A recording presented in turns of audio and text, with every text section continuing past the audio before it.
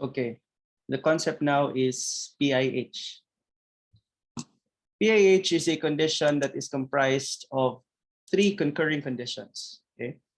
PIH is an umbrella term for any woman who is pregnant and is experiencing all three conditions together, all three conditions at the same time.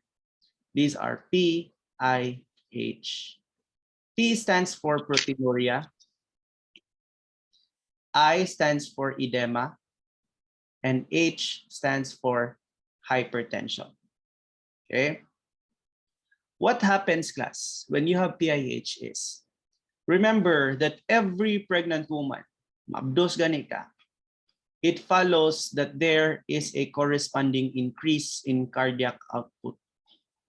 Kinahanglan daghan kag dugo, because when you are pregnant, you will not only be supplying blood to yourself, but you also need extra blood. So you will have blood to supply the fetus. Because ang imuhang cargo upon which you should supply blood is not only yourself, mabdos man ka. So kay mabdos ka, kinahanglan kag extra dugo to supply the baby. So it follows, please place yourselves on mute. So it follows that every pregnant woman must have a corresponding increase in cardiac output. Okay? Kinahanglan mas daghan kag dugo. However, not all pregnant women are able to tolerate the increase in cardiac output. Dili tanan makatolerate ani. Tanan ang required nga mag-increase of cardiac output, but not everyone will be able to tolerate this increase in cardiac output, because some women with a corresponding increase in cardiac output will have to undergo endothelial wall injuries. Masamad ang ilang blood vessel. Endothelial wall injury means the wall of your blood vessels. Imagine na lang ng kalsada, class. Here is a kalsada nga daghan kayog sakyanan ang moagi. Daghan sakyanan ang moagi. So ang tendency ana, mas dali maguba ang kalsada. Okay, compared sa usa ka kalsada nga wala gyud sakyanan ni agi. In the same manner, here is the blood vessel. And on a blood vessel wherein mas daghan ang dugo nga moagi, mas dako pud ang chance nga maguba ang imong blood vessel. Okay? So with the increase in the blood volume, daghang dugo, daghan sang dugo ang mo pass through sa imuhang ugat. And as they pass through sa imong ugat, pwedeng masamad ang imong ugat. We call that as endothelial wall injury. Kung masamad ang imong ugat, class, any injury in the body, bisan asa nga parte sa imong lawas, kung naaga ni injury, kung naaga ni samad, ang first rescuer, ang first responder, timan are the platelets. Okay? Masamad gani mo or naaga ni injury, ang una nga cell nga maabot sa injury site are the platelets for them to create a temporary plug, for them to create a provisional stoppage to the injury. No, kung madagma mo, masamad mo, muhunong na ang dugo taod-taod. What causes the bleeding to stop? It's the action of the platelets. Because the platelets among any cells in the body are the first to respond whenever na ay injury. In this case of PIH, the injury upon which the platelets respond are endothelial walls injury. Nganong nasamad ang imong endothelial wall? Tungod kay daghan ang dugo nga niagi sa imong blood vessel. A condition which happens in every pregnant woman. Increase in cardiac output. Okay? Now, imagine, class, this is your blood vessel. Okay? These are your blood. Okay? Adire imong dugo. Okay? Now, whenever there is an increase in cardiac output, what may happen? Masamad ang blood vessel wall. Na kay endothelial wall injuries. Nasamad.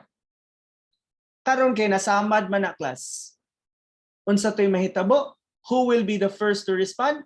They are your platelets. So the platelet will create a temporary seal.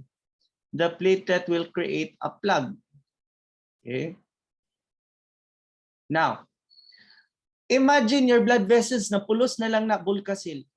Napulos na lang na tapak ang imong blood vessel kay daghan kay kag endothelial wall injury. Imagine napulos na kay ingon ani. Napulos na ka mga tapak, pulos na ka mga platelet plugs. Because of this class, there results in what we call as vasospasm. Sumugahi na imong blood vessel kay daghan kaayo kagibutang nga mga platelet aggregates. Nganong naa kay mga platelet daghan man kag samad, nganong daghan kag samad, daghan man kag dugo. Diba? So now, when there is vasospasm, two things may happen. Okay? Number one, your blood pressure may increase. And number two, your blood supply may decrease. Kung sa'y mahitabo, class, kung naay vasospasm, taas ang BP or ubos imuhang supply sa dugo. Question. Nganong taas man ka og BP kung naa kay vasospasm? Remember class, blood pressure, kanang atong BP, is the product of systemic vascular resistance times cardiac output. Meaning to say, kung daghan kag dugo, taas kag BP. Okay? Kung naa kay vascular resistance, taasad ka og BP. Unsa man ang vascular resistance? Kana ganing inig-pump sa imong dugo, o inig-pump sa imong heart. As the heart pumps, the blood will have to pass through the blood vessel. Unsa man ang imong blood vessel, luag or hugot. Kung luag, ubos ang resistance. Kung hugot, taas siya og resistance. Okay? So if this is your heart, and every time the heart will pump blood, okay? Systemic vascular resistance is the resistance that happens or the amount of resistance that exists in the blood vessel every after the heart would pump. So inig-bomba sa heart, muagi ang dugo, unsa man ang agianan sa dugo, luag or huot.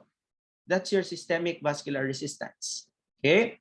So, if ang imong blood vessel, imagine na pulos na ni siya mga babag, pulos mga obstruction, what happens to the resistance? What happens to the ease of flow? Dali ba para sa dugo nga moagi? Or maglisod ang imong dugo og agi?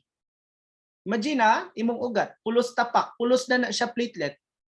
Di ba maglisod og agi imong dugo kay naay nag-ali as compared to a blood vessel nga wa gyud ali.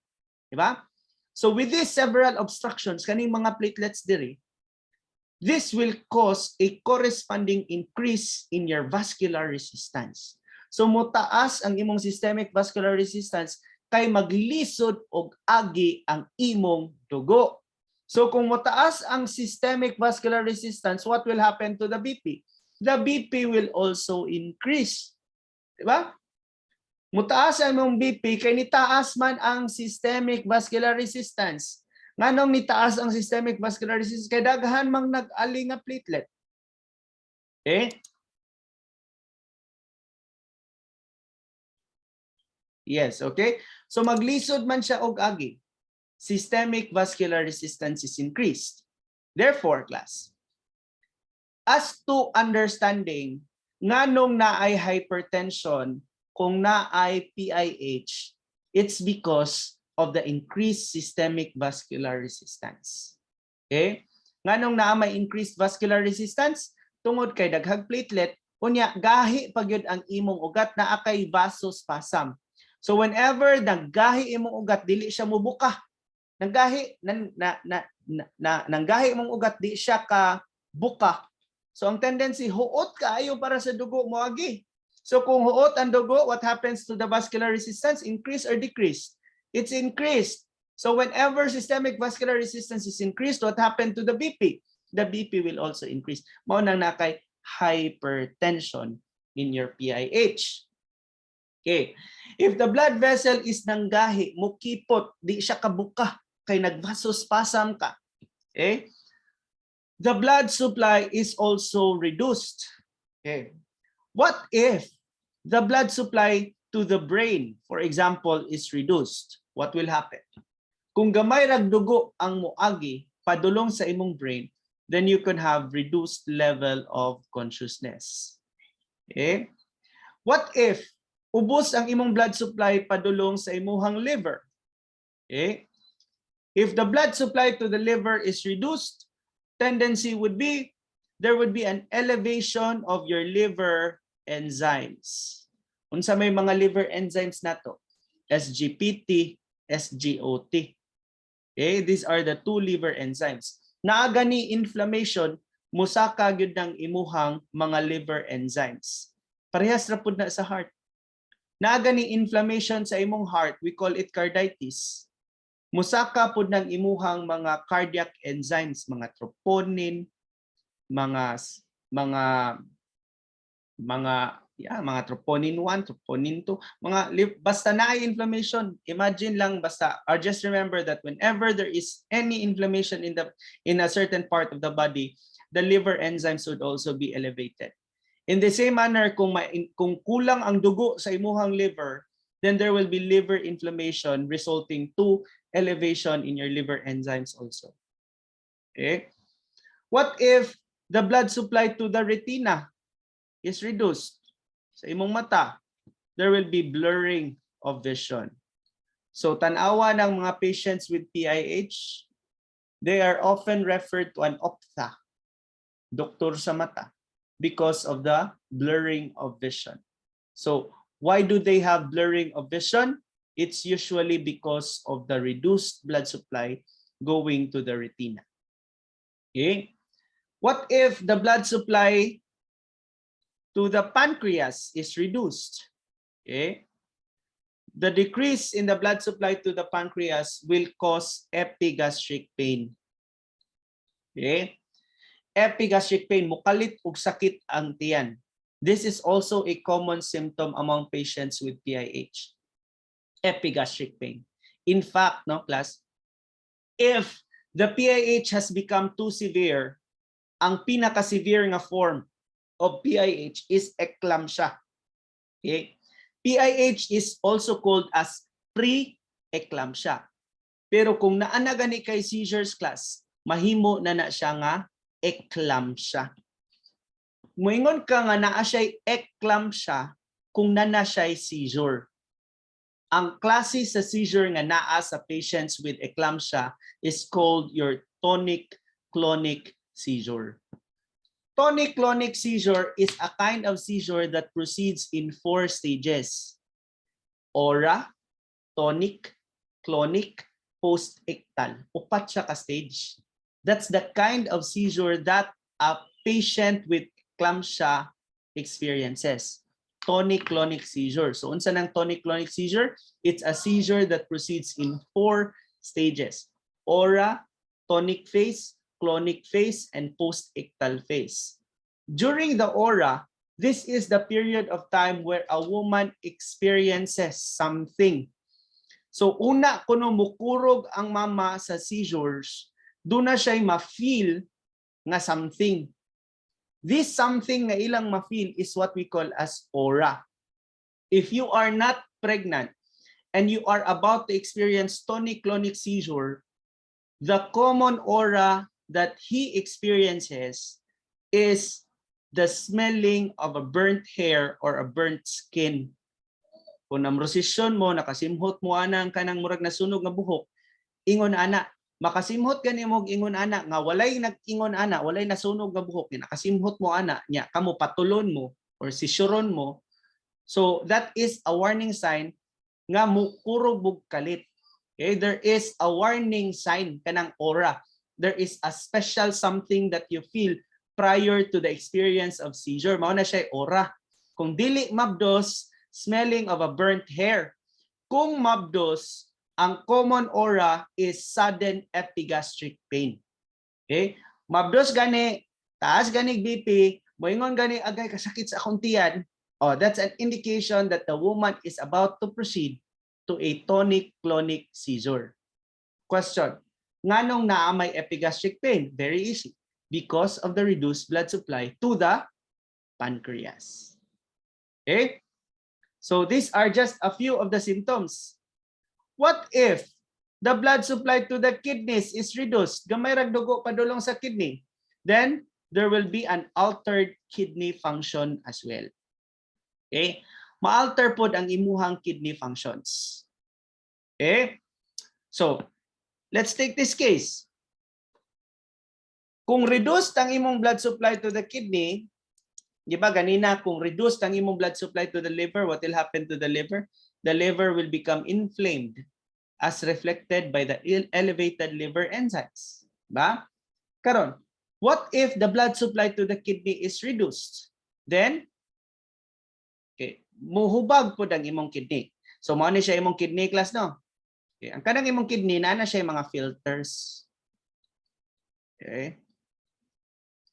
So that, whenever protein goes to the kidneys, inigagi sa protein sa imong kidneys, they will be filtered or trapped, masabit siya, so they are set back to the body to be used again. Because protein is essential to the body.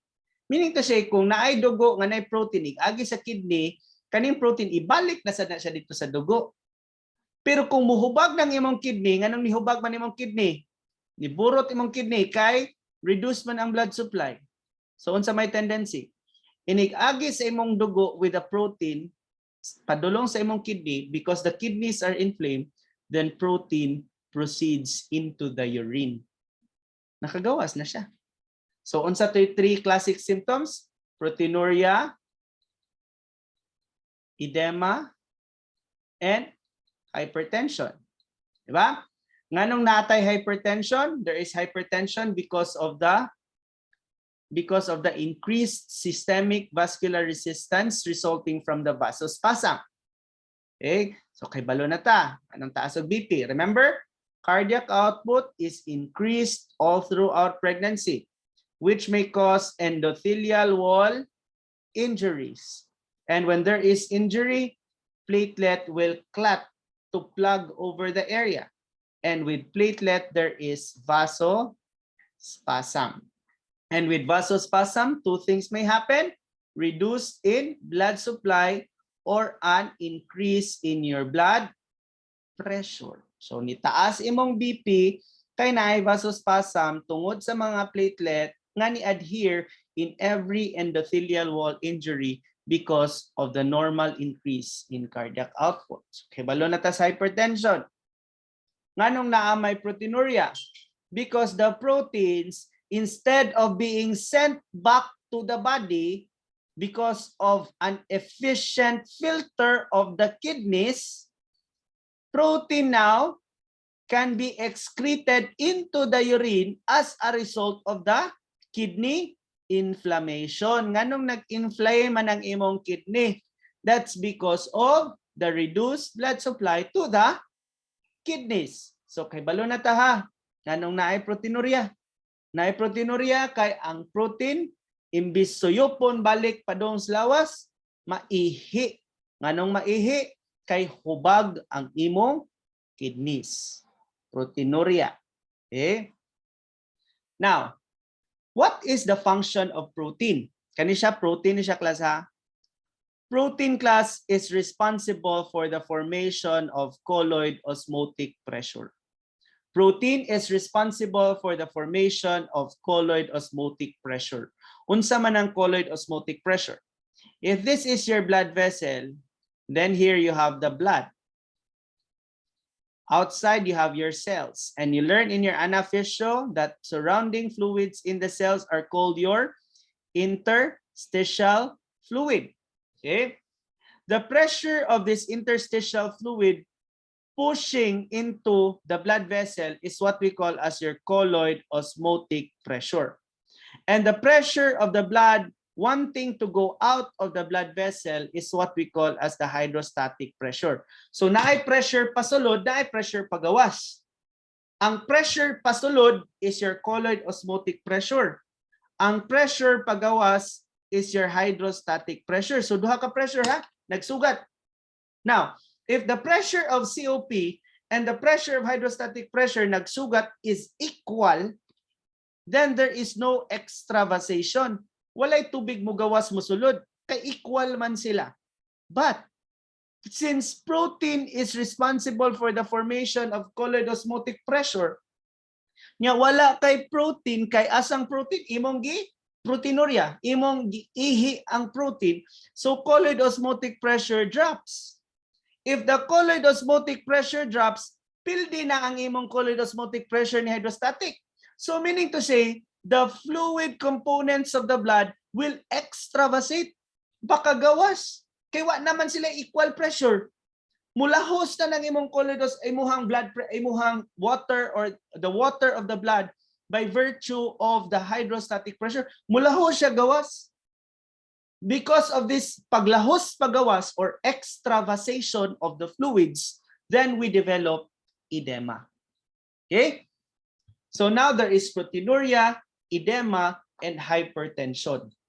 Now, when we talk about PIH, they come in 4 stages or 4 degrees. I mean, there are 4 degrees of PIH. What are the 4 degrees?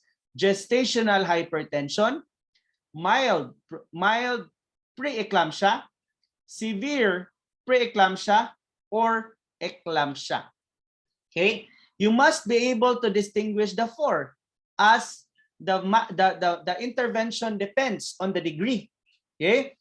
You would know there is gestational hypertension if the BP is 140/90. That's it. Gestational hypertension, mild preeclampsia, severe preeclampsia, and eclampsia. There are 4 degrees. 1, 2, 3, 4. In your gestational hypertension, this is not yet a class of PIH because there is no problem in terms of edema and proteinuria. The only problem you have here is an elevated BP, which is around 140/90. Okay? BP, mabdos gani ka, imong BP 140/90, high blood ka because of the pregnancy. We call that gestational hypertension.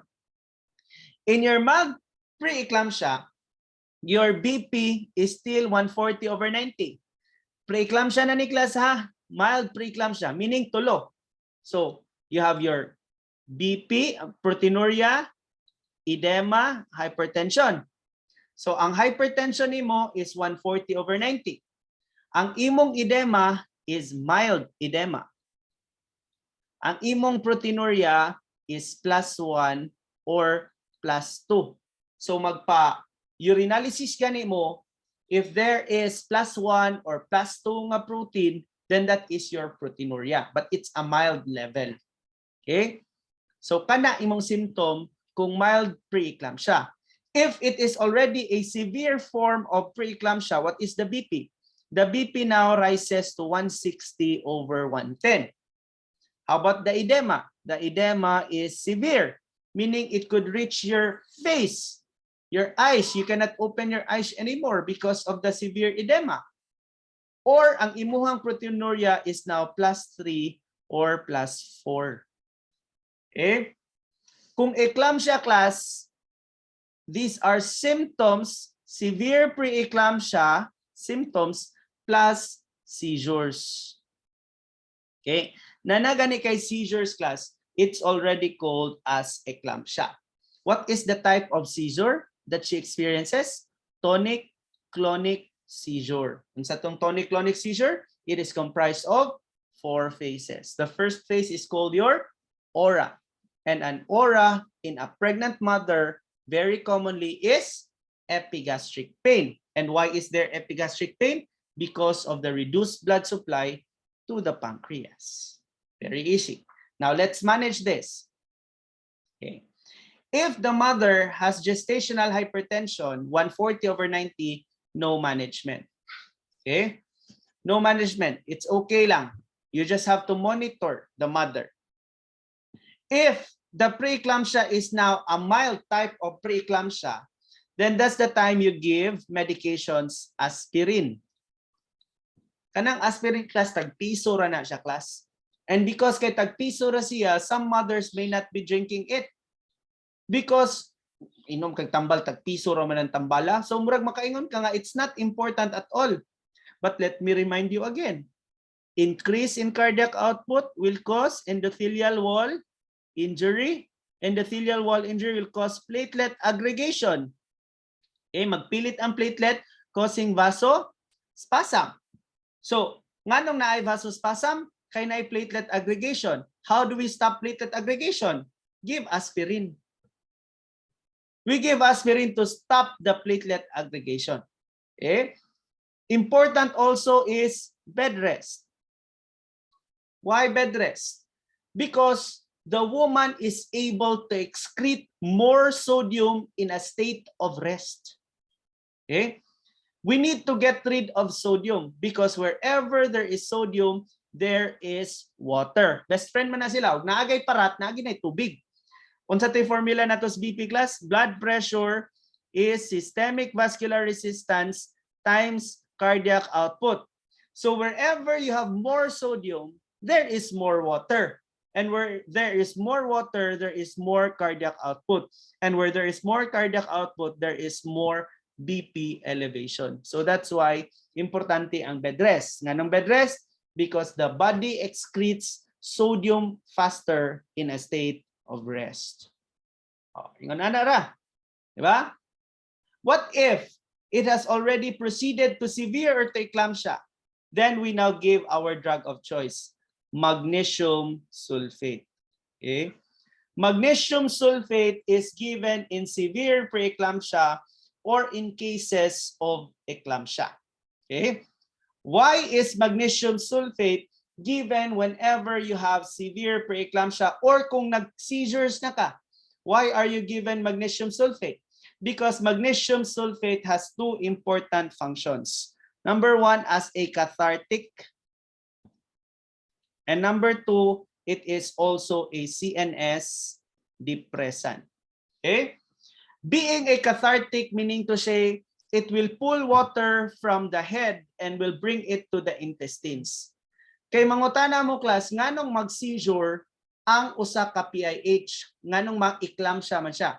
Remember class, our edema is mild in mild, severe in severe. When it is too severe of a severe, magsubra na gani ang imong tubig sa imong ulo, this tubig can compress the brain. And as the brain becomes compressed, there you will experience seizures. And when you have seizures na, ang bata nga gidala sa mabdos most likely is dead. Okay? Mag-seizure na gani na ang mabdos, delikado na nga ang bata at this stage is already dead. Okay? So to prevent that, class, to prevent the brain from being compressed, then what do? Is we pull the water out of the brain and bring it to the intestines and is passed out in the form of diarrhea. So magnesium sulfate can cause diarrhea because of the catharsis. It's also a CNS depressant, or it reduces the activity of the brain so that seizures will stop or seizures is prevented. Okay? So magnesium sulfate, utang buot class. Memorizean is magnesium sulfate. Magnesium sulfate ihatag kung naay severe preeclampsia or eclampsia. Okay? But magnesium sulfate, kung toxic na gani, manubra imong magnesium sulfate, delikado po na siya.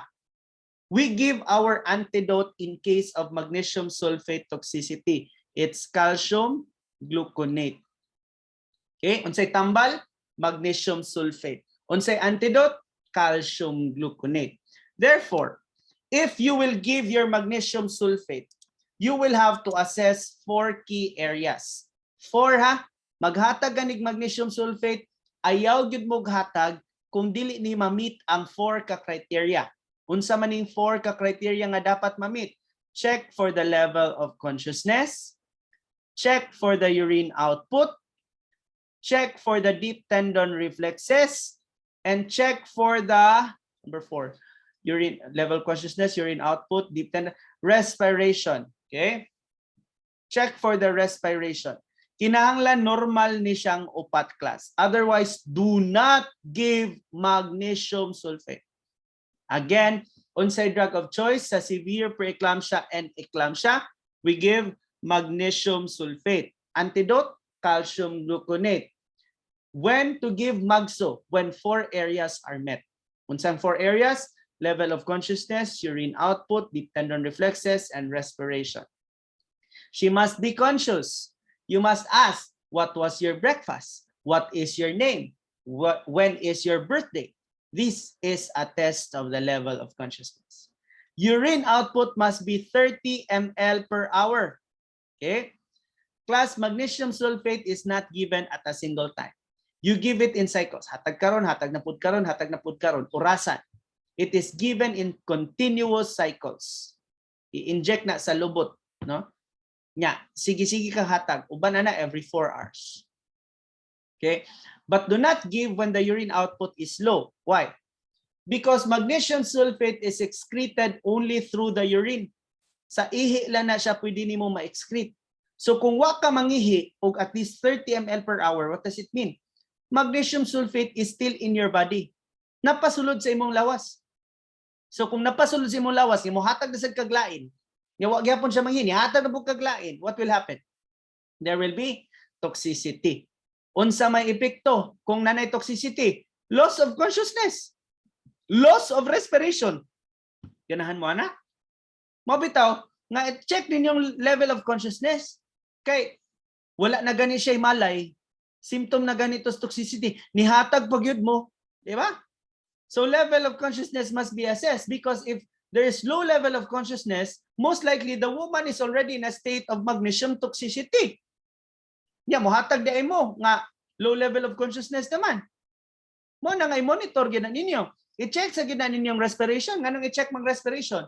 Because magnesium toxicity causes respiratory depression. Nya pila may normal RR na to, di ba? 12 CPM cycles per minute. Kung maubos na ganina imong respiration, pasabot, you are already in a state of magnesium sulfate toxicity. Nya mohatag ba day mo next dose? Nga ubos man inyong respite, mo nang importante nga kaning upat check. Deep tendon reflex must be +2. That's your normal patellar reflex. Patella, reflex of the patella. So urine output is monitored because magnesium sulfate is excreted only through the urine. So that if a woman is not urinating, it means to say that the magnesium has not yet been excreted. The magnesium is still in the body. But should the woman undergo a state of magnesium sulfate toxicity, what should you give? Calcium gluconate. PIH.